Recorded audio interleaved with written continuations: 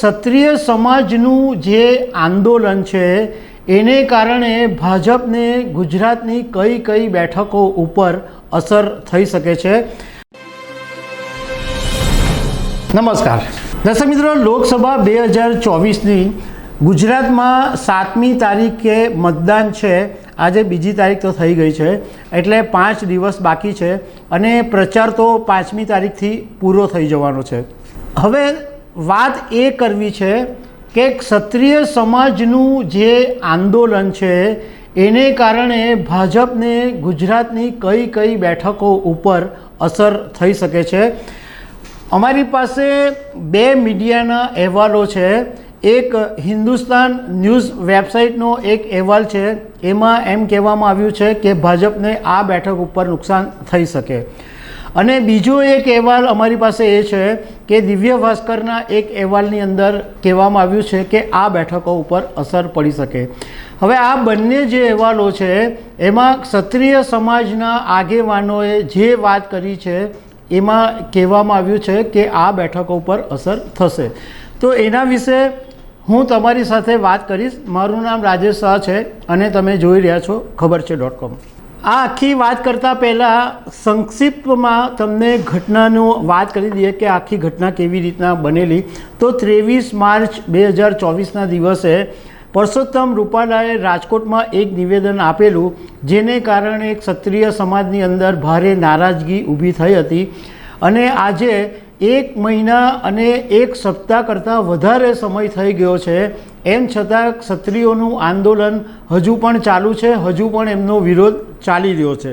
અત્યારે એવી સ્થિતિનું નિર્માણ થયું છે કે ક્ષત્રિય સમાજનું જે અસ્મિતા આંદોલન છે એની સામે ભાજપની રાજહટની લડાઈ ચાલી રહી છે, એવી સ્થિતિ ઊભી થયેલી છે।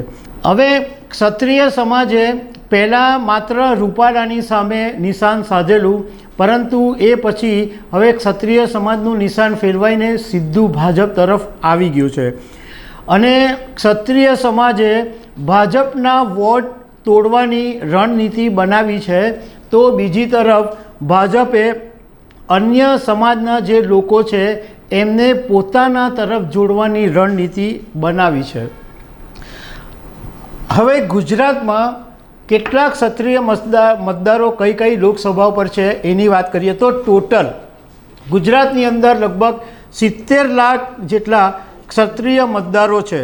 એમાં રાજકોટની અંદર 1.68 લાખ છે, સાબરકાંઠાની અંદર 40,000 છે, વડોદરાની અંદર 1.46 લાખ છે, ખેડામાં સૌથી વધારે છે 9.1 લાખ ક્ષત્રિય મતદારો છે, છોટા ઉદેપુરની અંદર 2,07,000 છે, મહેસાણાની અંદર 90,000 છે, ભાવનગરની અંદર 1.60 લાખ જેટલા ક્ષત્રિય મતદારો છે, કચ્છમાં 1,05,000 જેટલા છે, સુરેન્દ્રનગરની અંદર 2,23,000 જેટલા ક્ષત્રિય મતદારો છે, અમરેલીમાં 64,000, જામનગરની અંદર 1,35,000, આણંદની અંદર 8.66 લાખ, પાટણમાં 1,38,000 અને બનાસકાંઠાની અંદર 1,38,000। હવે પહેલાં દિવ્ય ભાસ્કરના અહેવાલની વાત કરીએ તો દિવ્ય ભાસ્કરના અહેવાલની અંદર ક્ષત્રિય સમાજના જે આગેવાન છે પીટી જાડેજા, એના કોર્ટથી એવું કહેવામાં આવ્યું છે કે 22 દિવસ સુધી ક્ષત્રિય સમાજનું પાર્ટ 1 આંદોલન ચાલ્યું હતું, અને આ 22 દિવસની અંદર અમે એ તાગ મેળવવાનો પ્રયાસ કર્યો કે કઈ કઈ જ્ઞાતિઓ અને કયા કયા સમાજના લોકો અમારી સાથે છે, એ તાગ અમે મેળવી લીધો હતો। એ પછી જ્યારે રૂપાલાનું ફોર્મ પાછું નહીં ખેંચાયું, એટલે 19 એપ્રિલથી અમે પાર્ટ 2 આંદોલન શરૂ કર્યું, અને એમાં અમે નોર્થ ગુજરાત, સૌરાષ્ટ્ર એ બધા વિસ્તારોની અંદર ધર્મરથ ફેરવવામાં આવ્યો અને લોકોને ભાજપ વિરુદ્ધ મતદાન કરવા માટે કહેવામાં આવ્યું।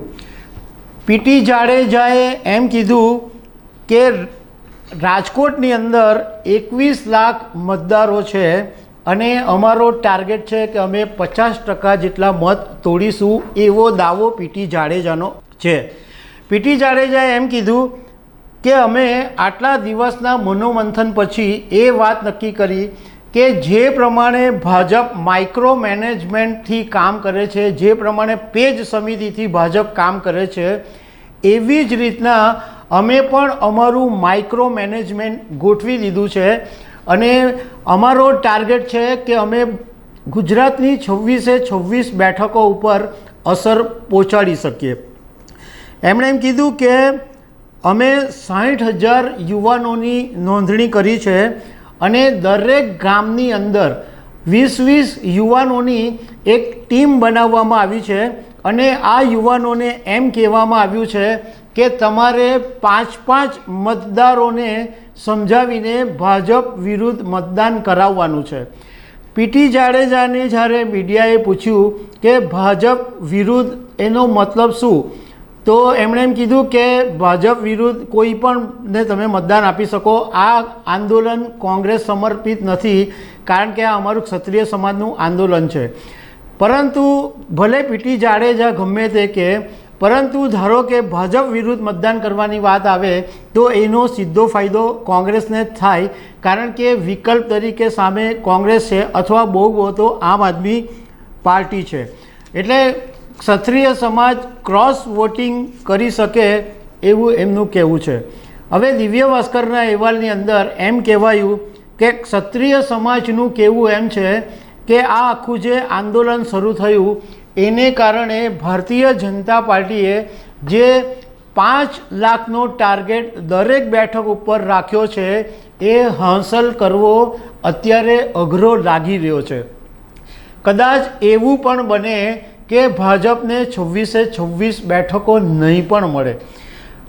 આ અહેવાલની અંદર ક્ષત્રિય સમાજને ટાંકીને એમ કહેવામાં આવ્યું કે 9 બેઠકો એવી છે કે જેમાં ભાજપને મોટી અસર થવાની સંભાવના છે.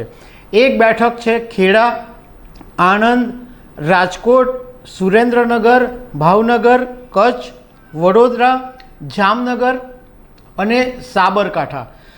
એટલે આ 9 બેઠકો ઉપર ક્ષત્રિય સમાજના જે મતદારો છે એ જો ક્રોસ વોટિંગ કરશે તો ભાજપને નુકસાન થવાની સંભાવના છે. હવે હિન્દુસ્તાન ન્યૂઝ વેબસાઇટે જે અહેવાલ આપ્યો છે એની અંદર ક્ષત્રિય સમાજની જે સંકલન સમિતિ છે એના નેતા છે કરણ ચાવડા, એને ટાંકીને એમ કહેવામાં આવ્યું છે કે લગભગ 10 જેટલી બેઠકો ઉપર ભાજપને નુકસાન થઈ શકે છે અને ક્ષત્રિય સમાજ આ 10 બેઠકો પર નુકસાન કરવા માટે તૈયારી પણ કરી રહ્યું છે એવું કરણ ચાવડાએ આ હિન્દુસ્તાન ન્યૂઝ વેબસાઇટના અહેવાલમાં કીધું છે. હવે કરણસિંહ ચાવડાએ જે 10 બેઠકની વાત કરી છે એમાં એમણે રાજકોટ, સુરેન્દ્રનગર, જામનગર, ભાવનગર, કચ્છ, બનાસકાંઠા, સાબરકાંઠા, પાટણ, મહેસાણા અને ભરૂચ આટલી બેઠકોની એમણે વાત કરી છે. જો કે બીજી તરફ ભાજપે પણ પોતાની રણનીતિ બનાવી દીધી છે, કારણ કે ભાજપને પણ ખબર છે કે ક્ષત્રિય સમાજનું આંદોલન કંઈક અંશે નુકસાન પહોંચાડી શકે છે.